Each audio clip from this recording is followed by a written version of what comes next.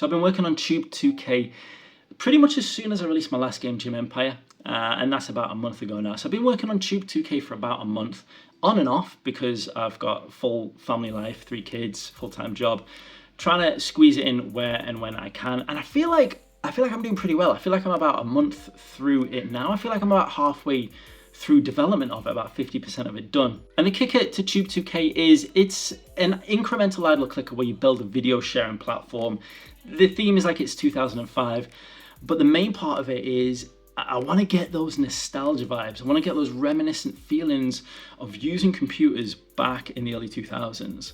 And for me, the way I'm doing that is I'm going for a Windows XP themed operating system.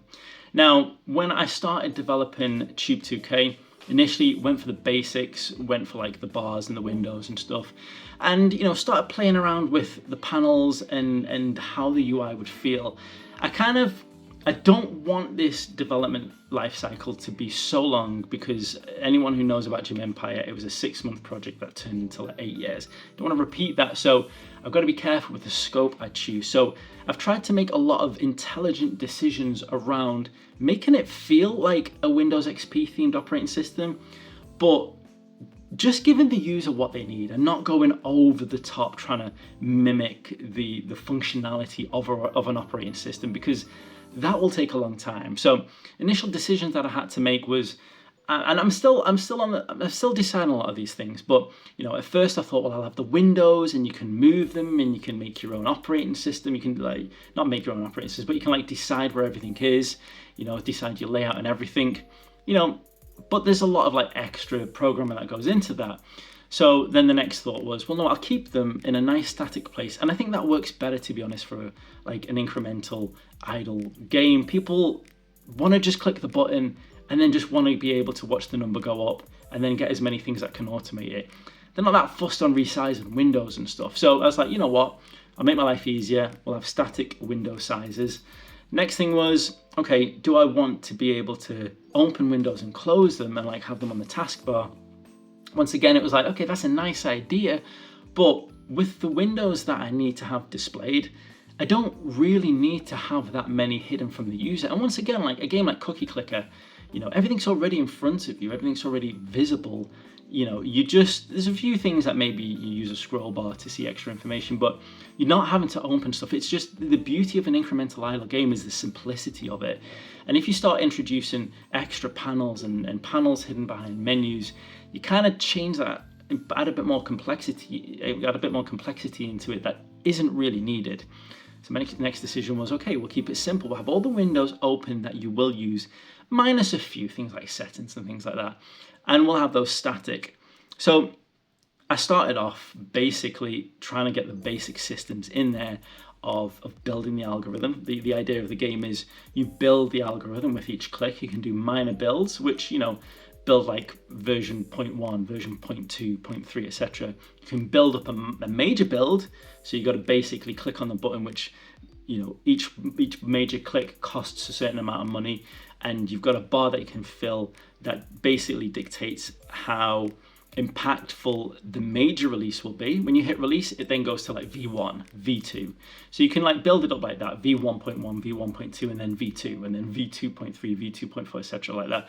And that basically influences how many users will be using your platform, how many videos the users can upload, and the frequency of them being uploaded, likes, which all basically leads to your revenue building up. And the whole point is you're trying to build as much revenue as possible. Now, building that system was kind of the easy part. The difficult parts, with an incremental game, are getting the balancing right, figuring out, how expensive things should be, how quickly things grow, etc.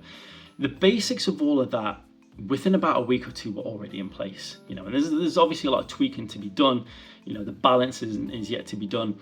And I was getting deep into the numbers of it all. But then I realized I do want to get my Steam page up and running as soon as possible. If I'm expecting this to be a 3-month development life cycle and maybe 6 months before it releases, let's say, I want to get my Steam page up as soon as possible so I can start building those wish lists, because when Steam Next Fest hits, I want to have as many wish lists as I can, so then we can ramp it up to the next level, to give me the best chance of a solid release, a successful release as possible. But if I keep on spending all my time building the system behind, which is already the skeleton of it is in place, I'm going to waste all this time that I could have a store page up. So I decided quickly, switch lanes and start working on the UI. So about a week or two ago, I started putting full focus on the UI, and I've been building all the aspects of it to look as much like Windows XP as possible, but obviously being as careful and as conscientious for it to not just be a copy, you know what I mean? At the end of the day, I don't own Windows XP, I don't own the rights to it, and I'm sure Microsoft probably don't care these days about it, but you know, you've got to tread carefully with these things. So I've spent a lot of time trying to build up the user interface and to make it look as similar, but with the differences needed to make it, you know, a game I can put out there commercially. You know, the working on the start menu, just trying to get ideas for, okay, it definitely needs to have a start menu if it's going to feel like a Windows UI. You know, I've seen MMO98 have a start menu in their game, and I think it's really cleverly done. And I want to do the same type of thing, but I just don't want to copy it. And then I had this idea. I thought, you know what? Like, it might be a bit egotistical, but in the start menu, I've got like 2 YouTube channels and I've got 2 video games already released. It's like, you know what? I could put like links to those in the start menu. And so like when you open Windows and you have access to like, you know, a video player, or you have access to, you know, different games and that, well, I can have those as links. So I'm putting in like a link to Glow, a link to Gym Empire, a link to this channel, Game Dev Secrets, and a link to my other channel, Chronic Spotted. So, but it looks good. I think it looks great anyway. It's definitely given those Windows XP vibes. And I think it's along the right paths now. I think at this point now, I feel like it looks so good, like it looks like Windows XP. I think I've got to maybe pull it back a bit now, because I don't want it to look too much just like a copy. So I think the next week or so, it's going to be working on reversing and changing things a bit more, to be honest.